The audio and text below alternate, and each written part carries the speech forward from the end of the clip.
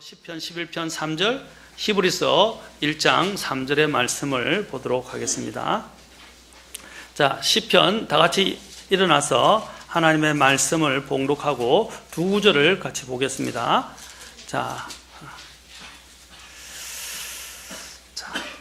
시편 11편 3절, 히브리서 1장 3절입니다. 자, 같이 봉독하겠습니다. 시작. 기초들이 무너지면 어려운 자들이 무엇을 할 수 있으리요? 자, 히브리서. 자, 다 찾으셨으면 우리 다 함께 봉독하겠습니다. 히브리서 1장 3절입니다. 시작. 하나님의 영광의 광채시요 그분 자체의 정확한 형상이시며 자신의 권능의 말씀으로 모든 것을 떠받치시는 이 아들께서는 친히 우리의 죄들을 정결하게 하신 뒤에 높은 곳에 계신 존엄하신 분의 오른편에 앉으셨느니라. 기도하겠습니다. 하나님, 오늘 이 시간 저희 또한 이 말씀을 통해서 저희들에게 꼭 필요한 대로 말씀해 주시고 또 주님께서 권능의 말씀을 통해 역사하시고 영광을 받으시기를 원합니다. 말씀을 선포하는 자는 부족하고 연약하고 또한 주님 앞에서 허물이 많은 사람입니다. 하나님께서 그럼에도 불구하고 세우셔서 말씀을 선포하게 하셨사오니 이 말씀 위에 주님의 생명과 권능을 더하셔서 하나님께서 기뻐하시는 대로 말씀을 담대히 선포할 수 있도록 함께해 주시옵소서. 말씀을 듣는 자들도 하나님의 말씀 앞에 항상 겸손하게 주의 말씀을 귀 기울이고 그 안에서 거하며 살아갈 수 있도록 하나님께서 힘주시기를 원합니다. 이 모든 것을 의탁하며 우리 주 예수님의 귀한 존함을 받들어 기도합나이다. 아멘. 앉으시겠습니다. 자, 오늘은 이 기초와 관련해서 그리스도인의 삶의 기초, 그리스도인의 삶의 기초 말씀에 대해서 오늘 우리 함께 살펴보겠습니다. 자, 기초, 지난 시간은 영원하고 안전한 기초인 예수 그리스도에 대해서 봤습니다. 오늘은 저희들이 그리스도인의 삶의 기초가 되는 말씀에 대해서 보도록 합니다. 자, 우리가 성경에 보면 참으로 예수님 안에서 하나님의 뜻대로 살고자 하는 자는 모든 자는 핍박을 받을 것이라 라고 성경은 말하고 있습니다. 또 마지막 때가 되면 싸우는 이런 영적인 싸움들, 또 속이고 속이는 영적인 싸움들이 엄청나게 크게 대두되는 시대입니다. 속지 않으려면 어떻게 해야 되겠습니까? 속지 않으려면 진리를 제대로 알고 있어야 합니다. 진리로 무장되어져야 합니다. 그렇지 않다면 속지 않습니다. 그러나 많은 사람들이 속는 이유가 뭡니까? 유사품들에 속는 이유가 뭡니까? 제대로 된 진리를 모르기 때문입니다. 16세기 독일에서 종교개혁이 일어나게 되고 이제 구텐베르크에서 인쇄술이 개발되기 전에는 많은 일반 사람들은 성경을 읽고 성경을 가진다는 사실은 참으로 어려운 일이었습니다. 성경을 가질 수가 거의 대부분 높은 지위에 있거나 아니면 신학자들이거나 아니면 또한 부자들만이 이 성경을 소유할 수 있었어요. 왜 그렇습니까? 이 성경이 비싼 양피지나 여러분 알지만 또 우리가 알고 있는 두루마리라고 하는데 두루마리에다가 성경을 넣는데 두루마리에 성경을 기록하게 되면 어떻게 됩니까? 성경이 부피가 이렇게 커져서 성경을 들고 다닐 수가 없었어요. 그리고 또 값비싼 양을 잡아서 그 양 가죽을 말려서 양피지를 만들어서 거기다가 성경을 새겨야 했습니다. 그러니까 양피지도 부자가 아닌 사람들은 양을 잡을 수가 없었어요. 그렇죠? 그리고 또한 그것을 자체가 값비쌌고 또 들고 다니기도 합당하지 않았습니다. 그래서 이전에는 어떻게 했냐면 이 성경을 만들면 이리저리 회람을 시켜서 성경을 이쪽에서 읽고 또 저쪽으로 보내고 또 필사를 해서 또 그것이 하나씩 카피가 되고 복사가 되어서 이렇게 사람들에게 전파되어졌습니다. 그래서 모든 사람들이 성경을 가지고 읽을 수가 없었어요. 이런 여러 가지 불편함도 있었고 어려움도 있었고 또 넉넉한 재정적인 여건들이 형성이 되지 않았기 때문에 성경을 자기가 개인적으로 소유하고 읽는다는 것은 정말로 힘든 일이었습니다. 그래서 이런 것들을 나중에 우리가 요즘 이야기하면 이런 것들을 악용해서 이제 갑질이죠. 일종의 갑질처럼 악용을 해서 남발한 사람들이 뭐냐면 바로 로마 가톨릭 천주교였습니다. 이것을 가지고 사람들에게 뭡니까? 성경을 읽히기는 어려우니까 성경을 읽지 못하게 만들고 자신들만이 그 고유한 고난인 것처럼 이제 그것을 꾸며대었고, 그 이후에 어떻게 됐습니까? 이제 사람들에게는 성경의 스토리를 제대로 모르니까 교회당 있죠? 여러분, 나는 성당이라고 하는 성당에다가 스테인드 글라스를 보면, 스테인드 글라스나 수많은 그림들이 있어요. 여러분이 천주교 성당에 가보면, 특히 이제 유럽에 있는 성당들을 가보면 엄청난 그림들과 그 다음에 스테인드 글라스에 많은 문양들과 그림들이 새겨져 있는 것을 보게 됩니다. 왜 그렇게 한지 아십니까? 성경을 손에 들 수 없었기 때문에 사람들에게도 나름대로 성경의 스토리를 읽게 하기 위해서 그림으로 이렇게 다 그려준 거예요. 그림도 성경적이지 않은 것들이 많았죠. 그 다음에 또한 스테인드 글라스를 통해서 사람들이 그것을 그림으로 인식을 하면서 성경에 대해서 어느 정도 믿음을 가질 수 있도록 이렇게 만들었던 것입니다. 그러나 성경은 사람들의 손에 주어지지 않았습니다. 그래서 이 성경을 손에 가지게 하기 위해서 수많은 사람들이 순교의 대열에 참여했습니다.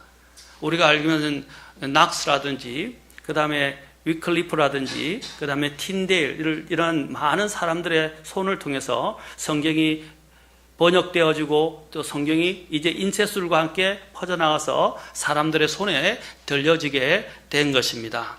그래서 16세기 이후에 인쇄술에 의해서 이제 성경들이 나오게 된 것이죠. 그래서 사람들의 손에 들려지게 되었습니다.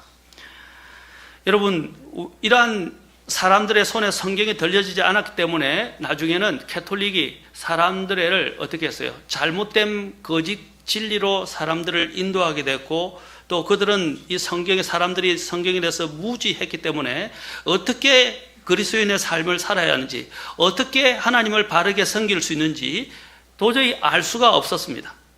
그리고 혼란이 난무할 수밖에 없었어요. 올바른 성경을 알고 성경을 바로 믿고 올바른 믿음을 가지고 살아갈 수가 없었던 것입니다. 일부 지적이라고 하는 이런 신학하는 신학자들이나 왕이나 권세에 있는 사람들만이 자신들의 전유물처럼 그것을 특권으로 여기고, 또 사람들을 성경을 보여주지 않고 자신들이 원하는 욕심에 따라서 사람들을 인도하기 시작했습니다. 나중에는 사람들을 이걸 가지고 착취하게 됐고 면죄부를 파는 일들도 생기게 되었습니다. 자, 우리에게 이러한 인쇄술을 통해서 성경이 이제 보급되어져서 우리 손에 들려졌다는 것은 놀라운 일입니다. 이것은 하나님의 하시는 일들입니다. 시편에 보면 하나님께서 성경을 파블리시 함으로써 곧 발간하고, 그렇죠, 이게 전파한다고 되어 있는데, 하나님께서 말씀을 이렇게 파블리시란 말은 일종의 인쇄를 통해서 이제 하나님께서 사람들의 손에 들려지게 하는 것입니다. 바로 그래서 모든 사람들의 손에, 모든 개개인의 손에 성경이 들려지게 된 것입니다. 바로 대표적으로 이 성경을 번역했던 자들의 그 기도 속에도 이러한 부분들이 녹아져 있는 것을 보게 됩니다. 영국 왕의 눈을 뜨게 하셔서 또 사람들에게 성경이 보급되게 해달라고 하나님께 기도했던 많은 선배들이 있었고, 그것으로 인해서 목숨을 바치고 또한 순교했던 사람들을 통해서 오늘날 우리에게 이 귀한 성경이 우리의 손에 들어올 수 있게 된 것입니다. 잘못된 믿음의 기초에서부터 올바른 우리의 믿음의 기초로 전진하기 위해서는 오늘 이 성경이 우리에게는 필요한 것이었습니다. 우리의 모든 기초는 바로 이 말씀에서 시작됩니다. 많은 사람들이 예수님을 믿으라 그런다, 예수님을 믿는다라고 이야기합니다. 예수님을 믿는다는 것이, 우리는 무엇을 통해서 예수님이 바른 예수님을 알 수 있습니까? 성경을 통해서 알 수 있습니다. 성경이 계시하지 않은 예수님은 다 잘못된 예수님이에요. 오늘날 이전에 아까 이야기했던 구약시대뿐 아니라 이제 새로운 신약시대에 와서 초대교회에 하나님께서 성경을 계시를 통해서 주셨고 이것을 보존하셨는데, 이 성경을 사람들의 손에 들려주지 않고 사람들에게 읽혀주지 않음으로 인해서 어떻게 사람들을 잘못된 진리로 또 오류로 또한 그 일반 신자들을 악용하는 그런 일들을 서슴없이 행했던 것입니다. 우리가 올바른 믿음이 세워지기 위해서는 바로 올바른 하나님의 말씀의 기초를, 뿌리를 내려야 합니다. 이전에 주님께서 초대교회에 예수님께서 오셨을 때도 성경이 그때는 기록이 되지 않았습니다. 성경이 기록된 것은 예수님 훨씬 이후에 사도들에 의해서 하나님께서 그 성경을 계시에 의해서 영감을 받아 기록하게 하셨고, 또 성경으로 또한 정경으로 하나로 묶여져서 우리의 손에 들려지게 되었습니다.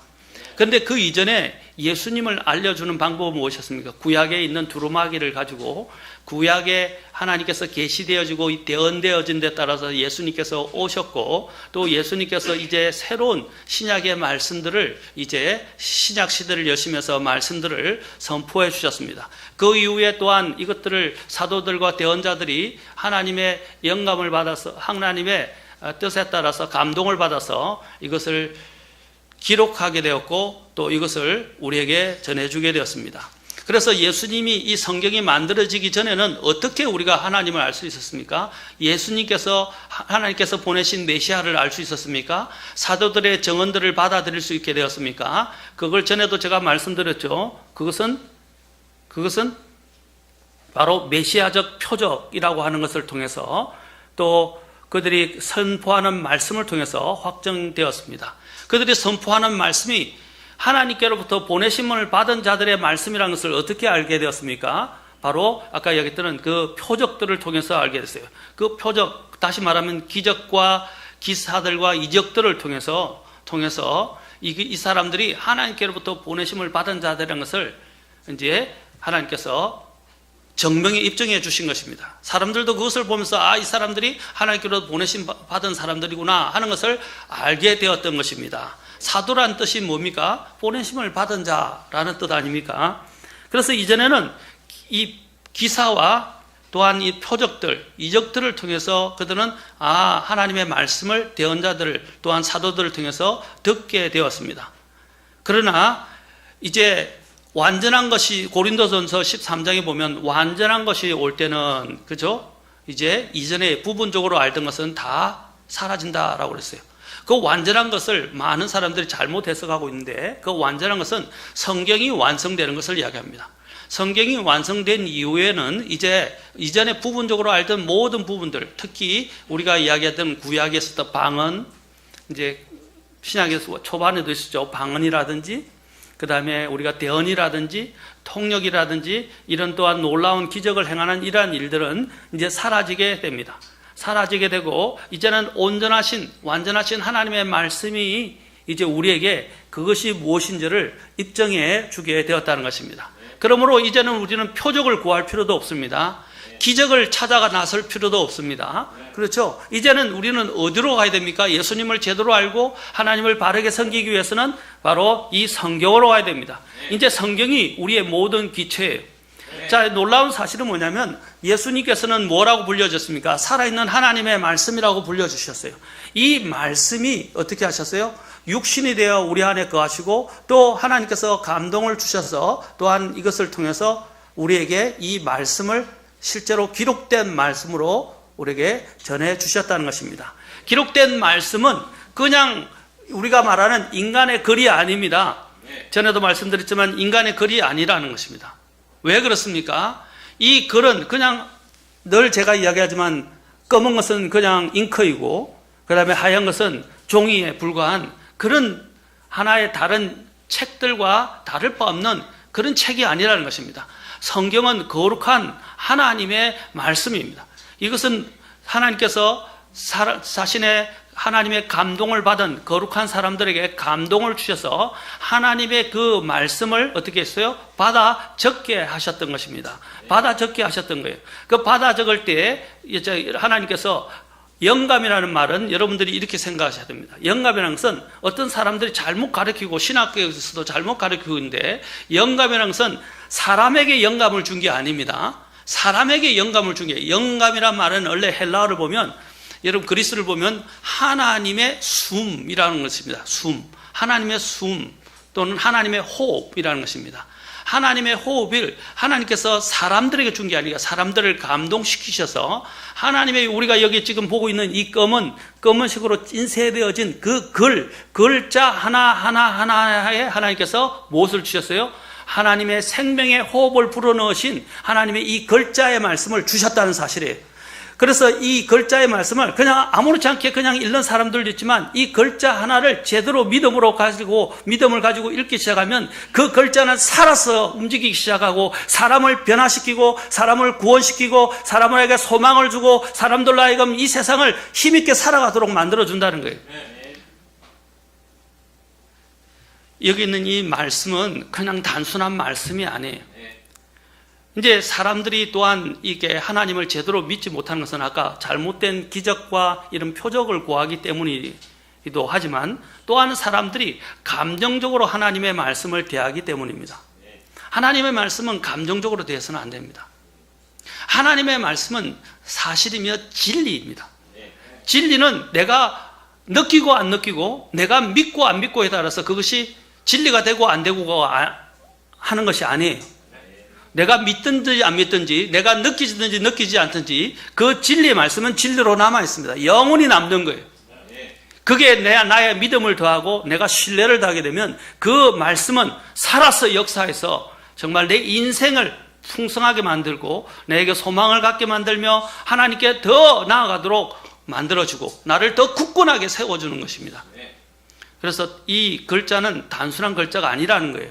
그런데 사람들이 성경을 사랑하지도 않고 성경을 읽지도 않습니다. 예수님을 믿는다고 이야기하면서 성경을 읽지도 않고 성경을 사랑하지도 않아요. 그것은 아니라는 겁니다.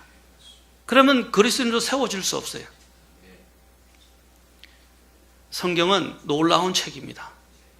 하나님의 말씀은 그냥 하나의 글자가 아니라 그 자체에는 살아서 꿈틀거리는 생명의 역사가 있다는 거예요. 생명이 그 안에 담겨 있어요.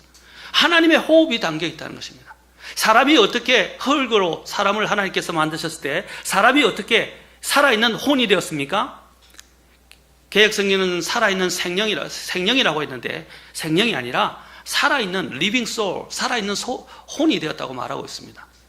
살아있는 혼이라는 건 뭡니까? 이제 이전에는 그냥 흙에 불과했던 거예요. 아무 존재 가치가 없고, 그렇죠? 그 다음에 그 안에는 생명이 없었어요. 그러나 하나님께서 생명의 호흡을 콧구멍 속에 후 하고 불어넣으셨을 때 그것이 살아있는 인격을 가진 혼이 되었다는 사실입니다. 그 생명이 생명되도록, 무생명이 생명되도록 할 수 있었던 건 뭡니까? 하나님의 호흡, 바로 이게 영감이에요. 하나님의 호흡으로 마찬가지로 하나님께서 동일한 그 하나님의 생명의 호흡을 이 하나님의 말씀 속에 불어 넣으셨다는 사실이에요. 그러니까 이 말씀이 얼마나 중요하냐는 것입니다. 여러분들이 말씀을 어떻게 대하느냐가 여기서 차이가 나는 겁니다. 여러분들이 말씀을 어떻게 아까 같은 그런 주님께서 생명의 호흡을 통해서 이 말씀을 기록하게 하셨고 우리에게 주셨다는 걸 안다면 여러분들이 성경을 대하는 태도는 달라지게 될 것입니다. 그리고 성경을 소중히 여기게 될 것입니다. 말씀 한자 한자마다 대하는 태도가 달라지게 될 것입니다. 내가 느끼는 말씀만 하나님의 말씀으로 받아들인 것이 아니라 내가 느끼지 않더라도 그 말씀 자체가 내가 이해는 못하고 느끼지는 못하지만 그러나 그것은 하나님의 생명 말씀입니다. 내가 언젠가 그것을 깨닫게 될 때에 그 말씀은 내게서 더 안에서 풍성해져서 하나님의 지혜를 느끼게 하고 또 하나님의 실제로 살아계신 하나님을 만질 수 있게 만들어주는 것입니다. 우리가 그렇잖아요. 보면 사람이 쓰러져 있어요. 쓰러졌을 때 어떻게 합니까? 숨을 쉬는지 코에 손을 대봅니다. 아니면 여기에 맥에다가 손을 대봅니다. 그렇죠? 맥이 뛰는지 또 코에 손을 대는 건 숨결이 있는지 또 여러분 집을 가봐도 어딜 가도 사람이 비어있는 집에는 온기가 없어요. 그러나 사람이 사는 집에는 그래도 온기가 있어요. 뭡니까? 그 사람의 어떤 생명의 역사를 느끼는 거 아닙니까? 마찬가지입니다. 저와 여러분들이 하나님의 말씀을 그러한 믿음을 가운데 이렇게 이 말씀 글자 하나하나를 대하기 시작하면 하나님의 그 생명의 호흡의 온기가 느껴지고 감지되고 만져집니다. 그렇게 될 때 우리의 삶은 정말 역동적으로 변하게 되는 것입니다. 하나님의 말씀의 그 생명과 그 권능이 네 안에서 자리 잡기 시작하는 것입니다. 여러분, 이제 오늘 이후로부터는 이 성경을 대하는 태도를 달리하십시오. 바꾸십시오. 전에도 아까도 이야기했지만 이것은 그냥 인쇄된 글이 아닙니다. 그 글 안에는 하나님의 생명의 권능이 그 안에 자리 잡고 있다는 것입니다.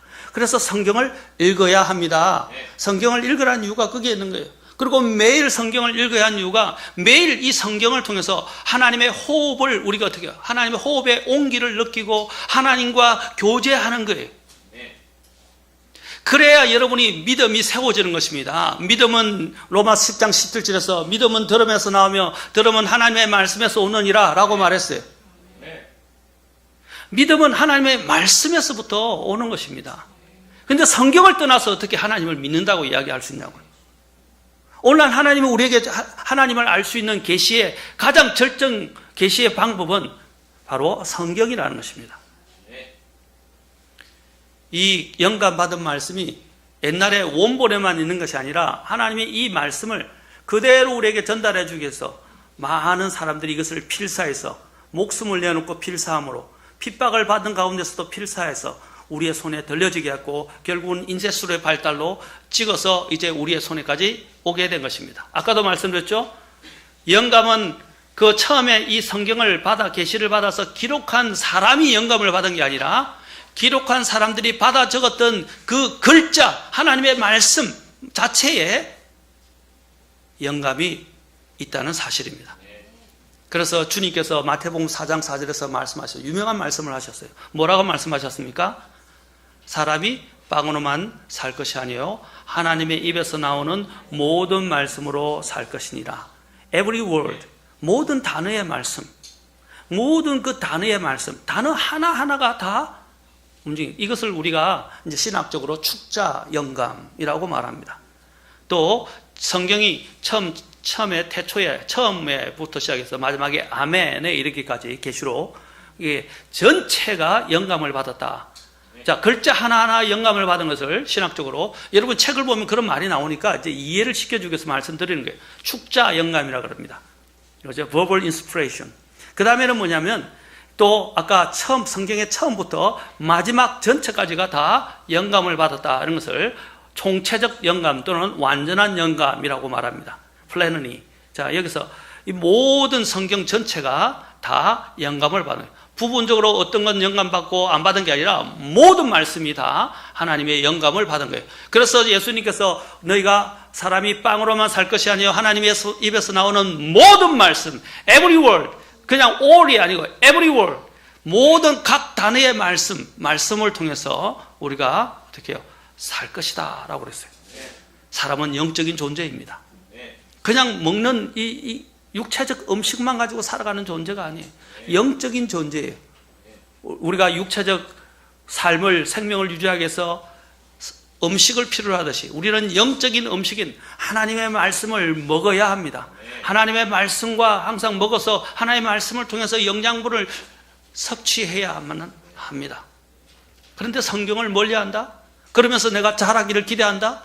그러면서 하나님의 위대한 일들을 하기를 내가 원한다? 그것은 어불성설입니다. 그렇게 될 수는 없습니다.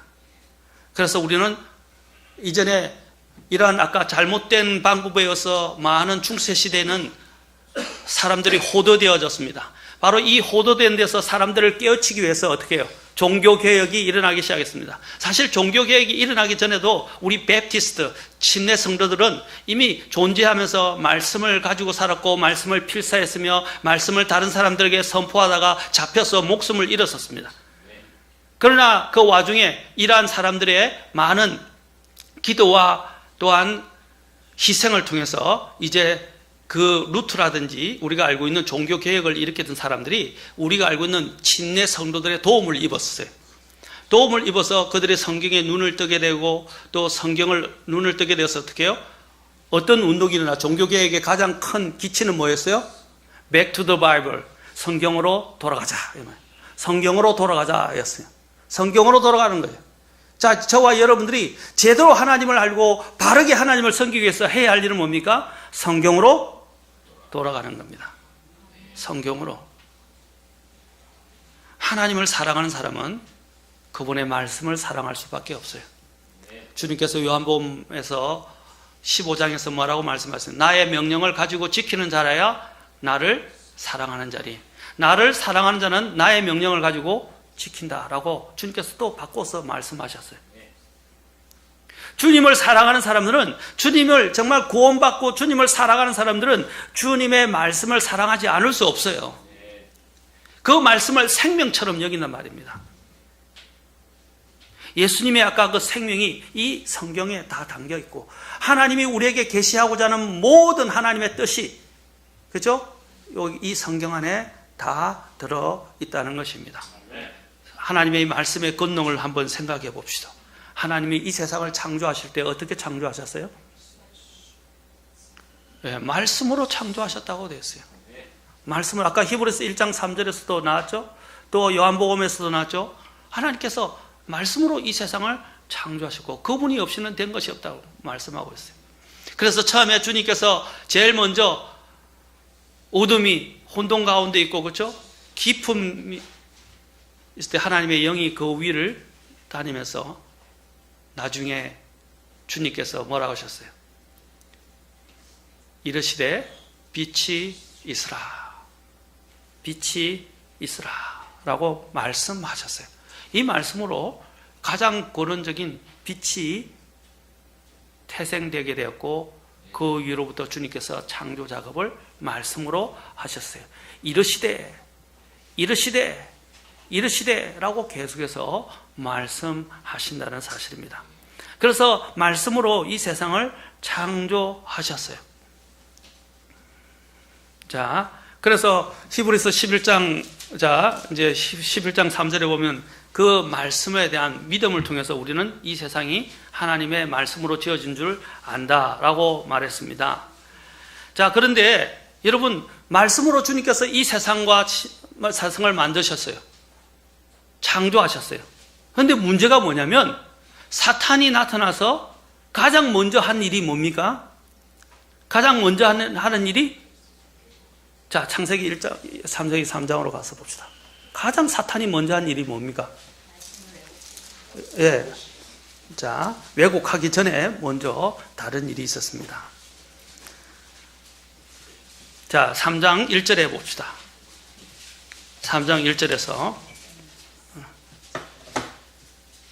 같이, 자, 1절 사탄이 먼저 한 말을 봅시다. 나중에 이브가 한 말을 보겠지만 사탄이 한 말을 봅시다. 자, 이제 뱀은 주 하나님께서 만드신 들의 어떤 짐승보다 더 간교하더라. 그가 여자에게 이르되 참으로 하나님께서 말씀하시기를 너희는 동산의 모든 나무에서 나는 것을 먹지 말라 하시더냐. 자, 뭐라고 그랬어요? 이건 킹제임 성경에는 Yeah has God said 이라고 되어 있어요. 어떤 분은 YHGS라고 이야기도 합니다. 줄여서. 무슨 말이냐? 다시 말하면 이 말이 먼저 나요. 하나님께서 참으로 그렇게, 참으로 하나님께서 말씀하시더냐. 하나님 말씀하셨어요? 안 했어요? 참으로 말씀하셨죠? 그렇죠? 주님께서 동산 나무의 실과들을 다 먹되 동산 중앙에 있는 나무의 실과는 먹지 말라. 그러면 너희가 반드시 죽으리라고 이미 2장에서 말씀하셨어요. 2장 16절, 17절에서 말씀하셨어요. 맞습니까? 그런데 뭐라고 그랬어요? 하나님이 참으로 하나님께서 그렇게 말씀하시더냐? 자, 뭐냐? 말씀에 대한 의심을 준 것입니다. 말씀에 대해서 의심하는 거예요. 그러자 이브가 그 말에 답도 하지 말아야 되는데, 쳐다보지도 말아야 되는데 그 말에 응답을 하기 시작했어요. 그런 응답을 하다가 어떤 일이 났어요? 성경을 왜곡하게 되었어요. 하나님의 말씀을 왜곡했다. 자기의 본의에 따라서 왜곡해버렸어요.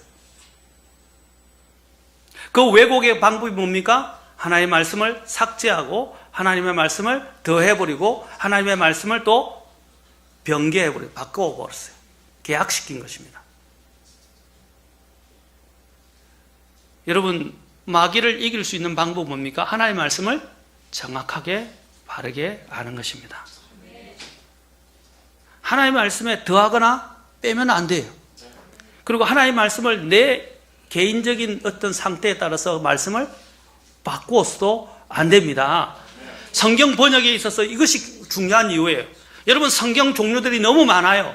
그런데 성경들을 보면 보통 성경들을 번역할 때는 translation이라고 합니다. interpretation이라고 하잖아요. 왜 translation이라고 하냐면 translation은 여러분들이 에녹이 여러분 어떻게 했어요? 하늘로 옮겨졌다 할 때 이 단어가 나오는데 이건 뭐냐면 자 그대로 있는 그대로를 그대로 옮기는 거예요. interpretation은 뭐냐면 이것은 성경을 그대로 자기가 해석을 가해서 의미를 갖다 붙이는 거예요. 이해하도록 해석하는 거예요. 해석이 아니에요. translation이라는 것은 그것을 있는 글자 그대로를 그대로 옮기는 거예요. 아시겠습니까? 그런데 오늘날 성경을 번역할 때 보면 번역하는 사람들이 자신들이 해석을 가해서 성경을 번역해야 됩니다. 그러면 하나님의 말씀이 희석되거나 하나님의 말씀의 그 본래 취지와 뜻이 죽게 돼요. 그런데 믿음을 가졌던 옛날 우리의 선배들은 어떻게 했어요? 하나님의 특히 구약의 유대인들은 하나님의 말씀을 옮길 때 어떻게 했어요? 글자를 그대로 하나하나씩 조심스럽게 옮겨 적었다는 사실입니다. 번역할 때도 마찬가지예요. 우리의 번역자의 책임은 해석을 하는 게 아니고요. 이해가 되든 안 되든 다니엘이 어떻게 했어요? 여러분 한 가지 예를 들어 다니엘이 성경을 하나님 계시를 받을 때 그가 하나님이 계시하신 환상을 보았을 때 그걸 다 이해했어요? 못했어요? 이해하지 못했어요. 그러나 그는 어떻게 했어요? 그걸 그대로 기록하라는 대로 기록해서 우리에게 전해 주었습니다. 그것은 계시록이 있어야 해석이 돼요. 신약이 있어야 해석이 돼요. 그렇죠? 그러나 다니엘 시대에서 다니엘은 그것을 이해하지 못했어요. 그러나 다니엘이 하는 건 뭡니까? 하나님의 말씀이 받아 적으라는 대로 받아 적어서 그것을 그대로 적어서 우리에게 지금 전해 준 것입니다. 번역자의 임무도 마찬가지예요. 하나님의 말씀을 내가 이해하든 이해하지 못하든 해석을 하는 게 아니라 있는 그대로를 객관적으로 정직하게 바르게 옮기는 거예요. 맞습니까? 자, 그렇게 해야 되는데 이제 이 이브의 경우가 대표적입니다. 이브가 마귀의 그 유혹에 넘어가서 화답을 하면서 그가 하나님의 말씀을 바꾸어 버립니다. 자, 보세요. 이 3장 2절, 3절 봅시다. 여자가 뱀에게 이르되, 자, 여자가 이제 뱀에게 말합니다. 사탄이 들어간 뱀에게 이르되, 우리가 동산의 나무들의 열매는 먹어도 되나? 자, 여기서 우리가 중요한 것을 보게 됩니다. 주님이 16절에 보면 2장 16절 보십시오. 주님께서 뭐라 했어요? 동산에 어떤 나무라 그랬어요? 모든 나무라 그랬어요. 그렇죠? 자, 여기는 동산에 그냥 나무들의 열매는 먹어도 되나 그랬어요. 그런데 뭐라고 했어요? 그 다음에 내가 먹어도 된다 할 때 뭐가 있어요? 내가 2장 16절에 내가 freely라는 단어가 있어요. 굉장히 중요한 단어입니다. 이 단어. 개역 성경에서는 빠졌어요. 내가 마음대로 먹어도 되나? 인간의 자유의지와 관련됐죠. 마음대로 먹어도 되나? 라고 이야기했습니다. 그런데 여기는 뭐라고 했어요? 2장 2절에서 3장 2절에서 동산의 나무들의 열매는 그냥 먹어도 되나? 이렇게 이야기했어요. 자, 말씀을 빼뜨렸죠? 그 다음에 3절에 보시죠. 동산의 한가운데 있는 나무의 열매에 관하여서는 하나님께서 이르시되 너희는 그것을 먹지 말라라고 하셨죠. 17절에 보십시오. 선악을 알게 하는 나무에서 나는 것은 먹지 말라. 또 16절 하반절에서도 먹어도 되나라고 그랬어요. 근데 뭐라고 했어요? 먹지도 말고 언제 하나님 만지지 말라고 그랬어요. 그 다음에 뭐라고 했어요? 주님께서 또 17절에 2장 17절에 내가 반드시 surely die, 내가 반드시 죽으리라 라고 하셨어요. 그런데 뭐라고 했어요? 이분은 죽을까 염려하노라. 우리가 오늘 그런 말을 제가 말이 돼요? 이렇게 얘기하는데 그렇죠? 이 말이 안 되는 이야기를 지금 이부가 하고 있는 거예요. 여러분, 저와 여러분들이 생각해야 할 게 뭡니까? 하나님의 말씀을 변개하거나 왜곡하지 말라는 거예요. 우리는 하나님의 말씀을 받을 때 내가 동의가 되면 하나님의 말씀을 받아들이고 동의가 되지 않으면 받아들이지 않는 것이 가장 큰 문제예요. 아까도 말씀드렸죠. 내가 동의하든 동의하지 않든 그것은 하나님의 말씀이에요. 변하지 않는 진리의 말씀이고 영원히 남는 거예요. 그런데 왜 우리는 하나님의 말씀을 내 감정, 내 기분, 내 느낌에 따라서 하나님의 말씀을 상태에 따라서 취하냐는 것이죠. 그것은 온전하지 않습니다. 모든 것이 하나님의 말씀입니다. 그 모든 말씀을 우리는 겸손하게 정말 귀하게 여기면서 하나님의 말씀을 받아들여야 합니다. 여러분, 또한 이와 관련해서 또 한 가지 봅시다. 이와 똑같은 이런 시험을 첫 번째 아담에게만 했을 뿐 아니라 둘째이자 마지막 아담이라고 불려주시는 예수님께 대해서도 이제 사탄이 나타나서 예수님을 시험합니다. 그래서 여러분이 마태복음 4장, 누가복음 4장에 보면 광야에서 마귀에게 시험을 받는 예수님의 모습이 나옵니다. 그때 이 예수님에 대해서 시험했을 때 뭐라고 이야기했습니까? 그는 마귀가 어떻게 나타났어요? 하나님의 말씀을 인용하면서 왔어요. 근데 그 말씀을 인용한 내용을 보면 지금은 다음에 제가 기회가 되면 오늘 그런 시간이 아니기 때문에 자세하게 왜 마귀가 인용한 말씀이 잘못됐는지 말씀드릴 것입니다. 뭐냐면 아까 같이 부분적으로 왜곡해서 말씀을 인용했어요. 그걸 가지고 예수님께 제시를 했어요. 예수님은 정확하게 아셨어요. 마귀가 뭘 가지고 잘못 인용하고 있는지를 제대로 아셨어요. 그래서 주님이 그 마귀를 물리치신 방법이 뭡니까? 하나님의 말씀을 가지고 했는데 전부 신명기 8장의 말씀을 가지고 그리고 6장의 말씀을 가지고 마귀를 물리치셨어요. 첫 번째는 신명기 8장 3절의 말씀, 두 번째는 신명기 6장 16절의 말씀, 세 번째는 신명기 6장 13절의 말씀을 가지고 마귀를 물리치셨어요. 여러분, 많은 사람들이 비슷한 이런 기독교적인 형태를 취해서 우리에게 다가옵니다. 그럴 때 우리는 어떻게 그들을 분별해내고 물리칠 수 있습니까? 바로 하나님의 말씀을 정확하게 아는 것입니다. 제가 전에도 말씀드렸지만 위조 지폐를 구분하는 가장 확실한 방법은 수많은 위조 지폐를 공부하는 것이 아니라고 말씀드렸습니다. 위조 지폐는 끊임없이 나옵니다. 그것들을 우리는 다 찾을 수 없고 다 헤아릴 수 없어요. 그 위조 지폐를 분별하는 방법은 진짜 지폐를 어떻게 해요? 연구하고 아는 겁니다.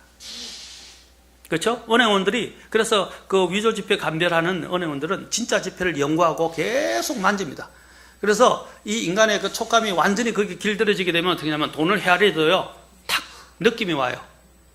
그렇죠? 그 다음에 느낌이 왔는데 좀 의심스럽다 하고 이게 모르겠다 하면 어떻게 해요? 이제 그 홀로그램이라든지 여러 가지 안에 들어있는 이 숨겨진 그림들이나 이런 것을 통해서 이제 진짜 지폐를 구별해 냅니다. 그래서 그들은 늘 진짜 지폐를 항상 공부하기 때문에 가짜 지폐가 들어오면 금방 식별해 낸다는 거예요. 마찬가지입니다. 우리가 하나님의 말씀에서 다른 거짓된 오류를 분별해내기 위해서는 하나님의 말씀을 제대로만 여러분들이 배우고 하나님의 말씀 안에 거하기만 시작한다면 마귀의 괴계를 물리칠 수 있고 또 우리를 대적하는 모든 이런 유혹들을 또한 물리칠 수 있습니다. 왜? 그 말씀 안에는 또한 분별해낼 수 있는 능력뿐 아니라 우리가 그것을 가지고 살아갈 수 있는 능력 또한 주시기 때문입니다. 그래서 우리가 하박국 2장 4절을 인용했던 그 성경 구절이 3번이나 나오는데 의인은 믿음으로 살리라 라고 이야기했죠. 제일 뒤에 뭐라고 되어 있어요? 의인은 믿음으로 뭐라고 했어요? 믿음으로 살리라 라고 이야기했어요. 아까 그 히브리서가 살리라는 것에 중점을 두고 있어요. 자, 믿음으로 어떻게 하나 산다는 거예요. 우리는 말씀을 가지고 살아야 돼요. 말씀은 그냥 듣고 즐기는 게 아니에요. 말씀은 가지고 사는 것입니다. 순종하는 것입니다. 아멘? 그래서 우리는 이 말씀을 제대로 알 필요가 있다. 그런데 많은 그리스도인들이 성경을 너무 사랑하지도 않고 성경을 방치하고 성경을 읽지도 않습니다. 그러면서 내가 주님을 사랑한다? 그건 거짓말이에요. 오늘 저는 여러분에게 도전하고 싶어요. 올해는 여러분 성경을 읽으셔야 됩니다. 매일 빠지지 않고 읽도록 하십시오. 그리고 성경을 읽지만 말고 성경을 가지고 묵상하셔서 내 마음에 저장하십시오. 마음에 저장해야 돼요. 그냥 눈으로 읽고 그것을 거치면 안 돼요. 그것을 묵상을 통해서 내 마음속에 저장해요.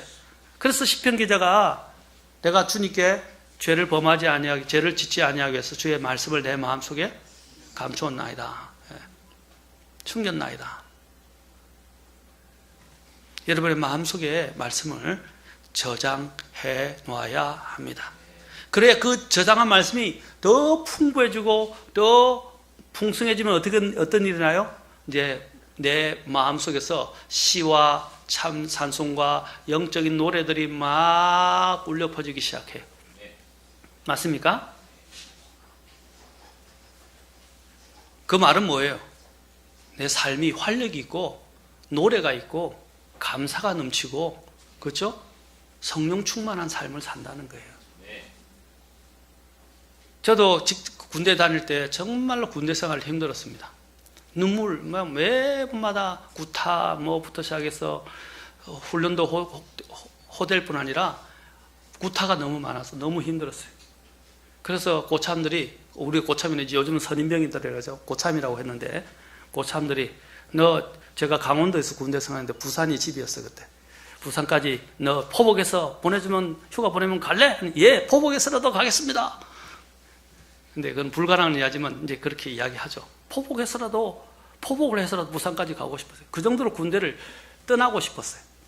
근데 그를 어려울 때마다 내게 힘을 주고 저로 하여금 이렇게 살아갈 수 있도록 동기를 부여해 준 것이 하나님의 말씀이었어요. 성경을 읽지 못하게 해서 화장실에 가서 10분 동안 앉아서 그 냄새나는 퍼세식이었어요. 그 퍼세식 화장실에서 냄새나는 데서 성경을 펴놓고 이게 포켓 성경을 펴놓고 성경을 읽고 눈물을 흘리고 기도하고 하나님께 힘을 구하고, 그래서 견뎠어요. 신병 시절을 그렇게 견디면서 보냈습니다. 그런데 하나님 말씀이 저를 그렇게 지켜주었던 것입니다. 어떤 때는 너무 화가 나서 죽고 싶은 때도 있었고, 어떤 때는 너무 화가 나서 총기를 들고 와서 진짜 난사하고 싶은 생각들도 들 때가 있었어요. 너무 힘드니까, 너무 구타가 심하니까. 그럴 때마다 하나님의 말씀이 저를 지켜줬고, 저를 안정감을 주었고, 저에게 소망을 주었습니다. 그리고 힘을 불어주었습니다. 오늘 마찬가지입니다. 오늘 예수님께서 이 마귀를 이길 수 있었던 것은 하나님의 말씀을 알고 있었던 것입니다. 여러분, 요한복음을 보면 요한복음은 무엇에 대해서 이야기합니까? 하나님의 말씀이신 그리스도에 대해서, 그렇죠? 말씀하고 예수 그리스도에 대해서 말씀하고 있습니다. 그래서 요한복음 전체가 주제가 뭐냐면 말씀이신 예수 그리스도를 계시해 주고 있어요. 그러면서 요한복음 특히 2장에 보면 뭡니까? 물이 변하여 포도즙이 되게 하셨죠. 포도즙입니다. 포도즙이 되게 하셨어요. 그때 포도즙이 되게 한 원인은 뭐였습니까? 예수님이 말씀하신 말씀대로 순종해서 그것을 종들이 퍼다 나를 때에 그것이 변하게 된 거예요. 그 말은 뭡니까? 말씀에 의한 변화를 말씀드린다고 그랬죠? 말씀에 의한 변화. 바로 이 말씀대로 행했을 때 놀라운 이런 일들이 일어나게 되었다는 것입니다. 바로 이 말씀에 기초하고 순종하게 될 때 우리는 이 세상에서 생각할 수 없는 많은 놀라운 일들을 경험할 수 있다는 사실입니다. 또한 성경이 놀랍게 해석하는 걸 보면, 여러분 성경에 몇 구절이 나오는데 성경이 뭐라고 말씀하시느냐, 그러면서 성경이 그분이라고 말합니다. 이 말씀 자체를 의인화시켜서 살아있는 것으로 묘사를 하고 있다는 사실입니다. 그러면서 여러분이 보면 아브라함에 대해서 이야기할 때 창세기 15장과, 자, 여러분들 성경의 깊은 부분들을 이제 말씀드리는 창세기 15장과 여러분 로마서 4장을 보면 사도 바울이 이 말씀을 인용할 때 그 말씀이 무엇인가를 실체를 우리에게 보여줍니다. 한번 가서 비교해 봅시다. 창세기 15장 가서 봅시다. 15장 6절에 보면 이제 하나님께서 아브라함에게 많은 약속들을 주셨어요. 창세기 15장 보면 약속들을 주시고 난 다음에 그 약속들을 아브라함이 믿었어요. 믿으니까 뭐라고 그랬어요? 하나님께서 15장 6절에 아브라함에 대해서 이렇게 말씀하셨습니다. 6절에 아브라함이 뭐라고 했어요? 주를 믿으니 그분께서 그것을 그에게 의로 여기시고. 자, 여기서 킹제임스 성경을 왜 중요하냐면 우리나라 언어로는 이 모든 것을 표현할 수가 없어요. 그러나 영어는 달라요. 제가 영어를 잘해서가 아니라 이런 부분들이 우리가 하나님이 진짜 이 마지막 세대를 위해서 보존하신 완전하신 킹제임스 성경의 이 놀라운 탁월함을 여기서 보게 됩니다. 여기 보면 12장 6절에서 아브라함이 주를 믿었다 할 때 보면 believed in 이라고 되어 있어요. in the Lord. 자, in이라고 되어 있습니다. 그런데 자, 가서 창세기에서 이제 로마서로 가서 보겠습니다. 로마서 4장 가서 보세요. 로마서 4장 3절에 보면 in이라는 것은 주로 존재와 관련되어 있어요. 자, 그런데 로마서 4장 3절에 보면 사도 바울이 이것의 핵심이 뭔지를 파악하고 영감을 받아서 이것을, 왜냐하면 하나님이 저자시잖아요. 하나님이 그 성경의 뜻을 잘 알아는 몰라요. 하나님이 성경을 바꾸신 게 아니고요. 그 성경의 정확한 뜻을 이제 계시해 주시는 거예요. 신약을 통해서. 자, 로마 4장 3절 보십시오. 놀라운 말씀. 성경 기록이 뭐라 말하느냐. 자, 성경 기록이 말한다 되어 있죠? 의인하시께서 말합니다. 그러면서 아브라함이 여기도 하나님을 믿음에라고 번역됐죠? 원래 처음에 이 함정령이 번역될 때는 하나님의 말씀이라고 번역됐어요. 하나님의 말씀. 저는 그것이 더 낫다고 생각합니다. 근데 말씀을 이태릭체로 처리를 했었죠, 그때. 하나님이 아브라함을 믿음에 그것을 그에게 의로 여기셨다. 자, 여기 킹제임스 성경을 보십시오. 보면 아까는 believed in이었는데 뭐라고 그랬어요? 이것은 believed God 이란 말이에요. in이 없어졌어요.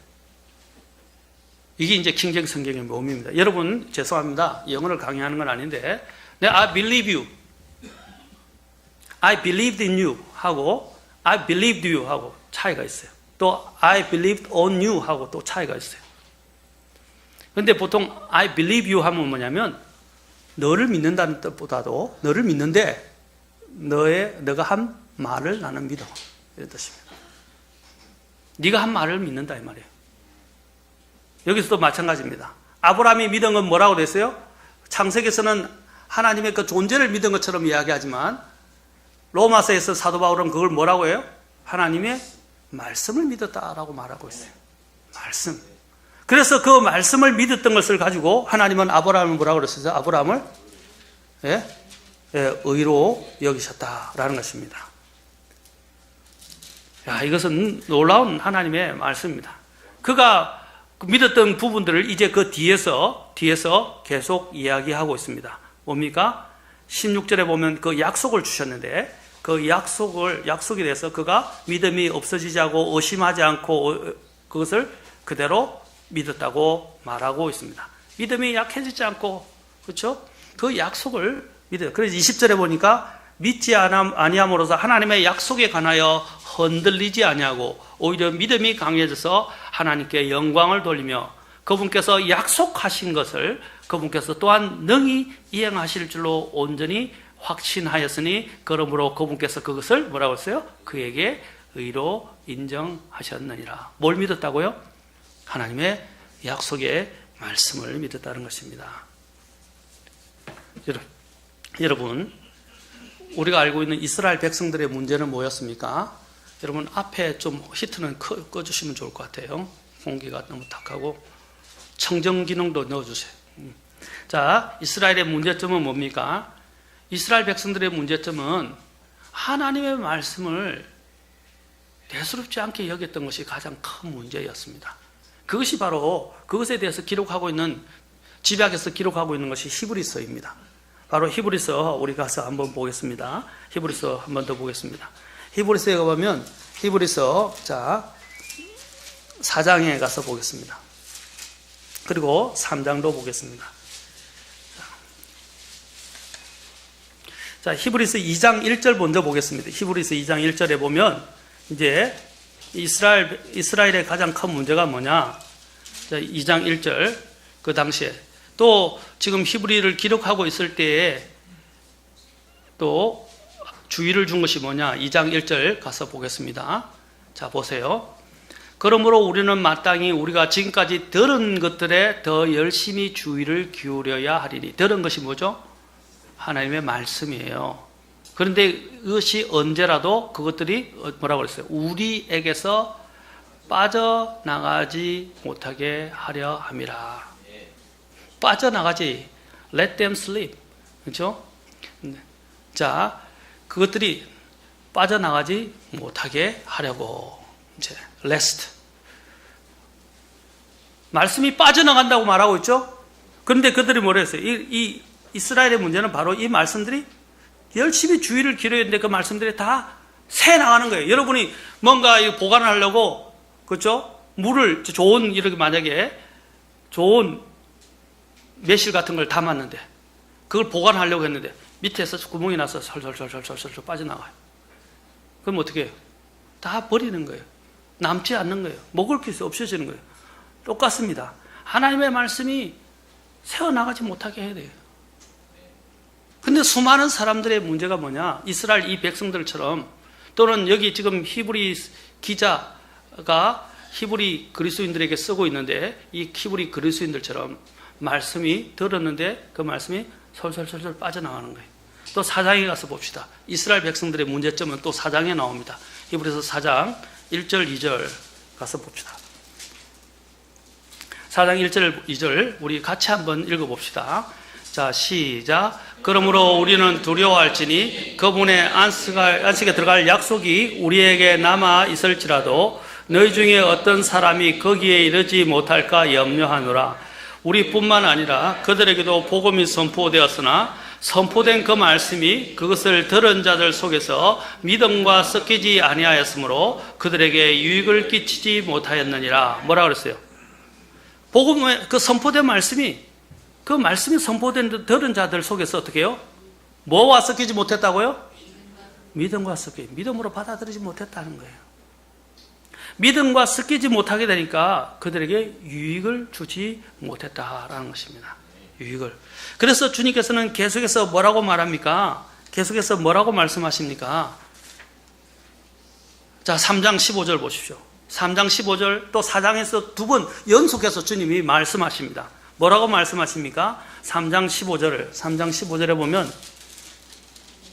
자,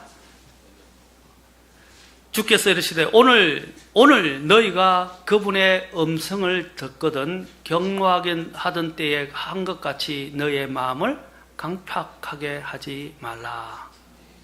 하나님의 음성을 들을 때 아까같이 졸졸졸 새나가게 한다든지 믿음으로 받아들여서 믿음과 섞이게 해야 되는데 믿음도 없고 그 새나가는 거예요. 그게 대표적인 뭡니까? 마음을 강팍하게 했을 때 그분의 음성을 듣는데도 우리가 강팍하게 했을 때 주님의 진노를 사게 됩니다. 그리고 또한 더 나가서 이 부분을 또 강조해서 4장에서도 또한 한 번 더 4장 7절에서 이야기합니다. 4장 7절에서 또다시 그렇게 오랜 시간이 지난 뒤에 그분께서 다윗의 글에서 오늘이라 말씀하시며 어떤 날을 한정하시나니 그것은 곧 오늘 너희가 그분의 음성을 듣거든 너희 마음을 강팍하게 하지 말라 하고 말씀하신 바와 같도다. 음성을 들을 때 강팍하게 하지 말라라는 것입니다. 그러면서 히브리서 4장에서 뭘 이야기합니까? 자, 그 뒤에서 이렇게 말합니다. 우리가 하나님이 주시는 것들을 제대로 알고 주님의 긍휼을 얻고 또 주님 앞에서 은혜를 얻을 수 있는 방법은 뭐냐? 자, 히브리서 4장 11절입니다. 12절부터 나옵니다. 자, 11절부터 13절까지 보겠습니다. 11절부터 13절까지.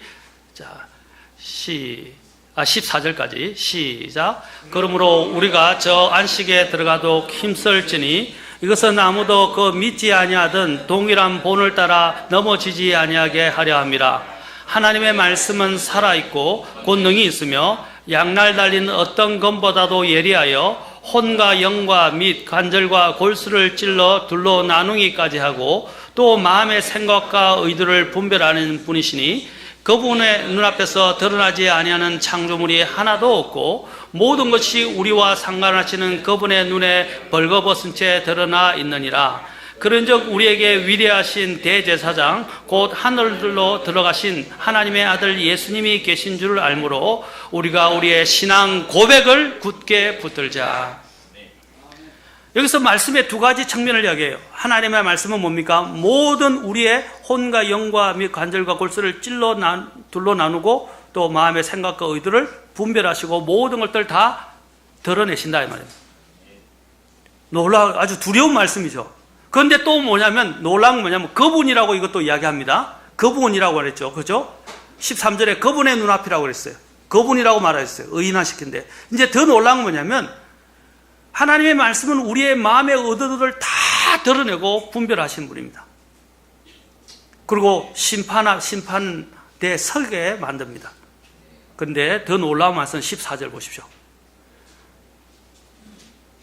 이 또 살아계신 하나님의 말씀이신 그리스도죠. 14절 보여요. 그런즉 우리에게 위대하신 대제사장 곧 하늘로 들어가신 하나님의 아들 예수님이 계신 줄 알므로 우리의 신앙 고백을 굳게 붙들자. 이게 하나님의 긍휼입니다. 여러분, 하나님의 언약궤와 관련해서 두 가지겠죠. 언약궤는 뭐가 있어요? 안에는 하나님의 율법판, 그렇죠? 십계명 돌판이 있었어요. 그런데 그 위를 덮는 건 더 뭐였어요? 전에도 말씀드렸죠? 긍휼자리라고 말해요. 긍휼자리. 그 긍휼자리가 율법을 덮고 있고 거기에 피가 뿌려지는 이상은 어떻게 해요? 그 율법의 그 죄를 고소하는 능력은 힘을 발휘할 수가 없어요. 맞습니까? 자, 하나님의 이 말씀은 놀라운 심판의 말씀이에요. 두려운 말씀이에요. 모든 걸 다 드러내요. 그런데 뭐라 했어요? 우리의 위대한 대제사장이신 예수님이 어떻게 하셨어요? 자신의 피로 그 모든 하나님의 법을 다 덮으셨다. 그래서 뭐라고 했어요? 16절에 이렇게 말하잖아요. 그러므로 우리가 긍휼을 얻고 필요한 때에 도우시는 은혜를 얻기 위해 은혜의 왕좌로 담대히 나아갈 것입니다. 자, 여기서 우리가 생각할 것은 뭐냐? 마지막으로 제가 끝내겠습니다. 하나님의 말씀을 보면 두려워요. 내 죄가 드러나요. 그리고 하나님 심판이 막 느껴져요. 물론 하나님의 위로도 받지만 하나님의 이 말씀 앞에서 내가 거울을 보는 것처럼 모든 것이 만천하에 드러납니다. 내 심지어는 속중심에 있는 은밀한 죄까지도 다 드러나요. 두려워요. 그런데 살아계신 하나님의 말씀이신 예수님이 어떻게 해요? 이미 십자가에서 자신의 모든 피로 그것을 덮으시고 긍휼자리에 흠없는 어린 양의 피를 뿌려서 긍휼자리가 피가 온건히 적셔질 때, 그렇죠? 적셔졌죠. 그래서 모든 백성의 죄가 사해진 것처럼 예수님의 피가 어떻게 해요? 그 살아계신 말씀인 예수님께서 우리의 모든 죄를 덮어버리는 죄가 하신단 말이에요. 그래서 우리가 성경을 읽을 때에 아까 같이 성경을 읽으면 내 죄가 다 드러나지만 우리가 그 안에서 뭡니까? 살아계신 말씀이신 성육신하신 말씀이신 그 예수님을 만나고 붙들게 된다면 나는 긍휼을 얻게 됩니다. 아멘? 그리고 그 안에서 나는 위로를 얻고 안식을 얻고 힘을 얻으면서 살아갈 수 있는 거예요. 그래서 말씀을 버리지 말라는 거예요. 말씀을 가까이 두라는 거예요. 그냥 글자가 아니라는 거예요. 이 글자를 보면 두렵고 어떤 때는 무비건장한 것처럼 하면 그 안에는 약속이 있고 생명이 있고 예수님이 인격적으로 나를 만나실 수 있단 말입니다. 그 토대라는 기초 위에 내가 서져야 돼요. 말로만 그리스도라고 하지 말고 또 말로만 예수님을 사랑한다 하지 말고 이제는 정말로 하나님의 말씀 안에서 예수님을 진짜로 만나고 그 예수님 안에서 예수님을 알아감으로 자라가며 그러면 아까 마귀를 대적할 수 있고 또 하나님이 주실 때 소망 가운데 설 수 있는 믿음에 굳게 서는 우리 그리스도인이 되어야 합니다. 말씀을 읽으십시오. 처음에는 이해가 안 가겠지만 계속 읽고 묵상하다 보면 그 말씀이 여러분을 막 살리는 것을 느끼게 되고 소망이 넘쳐지고 힘이 막 생기는 걸 보게 돼요. 그러면 이 세상에서 자충우들하고 막 여기 왔다 갔다 하지 않아요. 이리저리 떠밀리지 않는단 말입니다. 굳게 선단 말입니다. 주님과 인격적인 관계를 가지십시오. 말씀을 통해서 주님과 인격적인 만남을 가지고 인격적인 교제를 가지십시오. 그러면 저와 여러분 삶은 풍성해지실 것입니다. 아멘? 기도하시겠습니다. 다 같이 자리에서 일어서시겠습니다.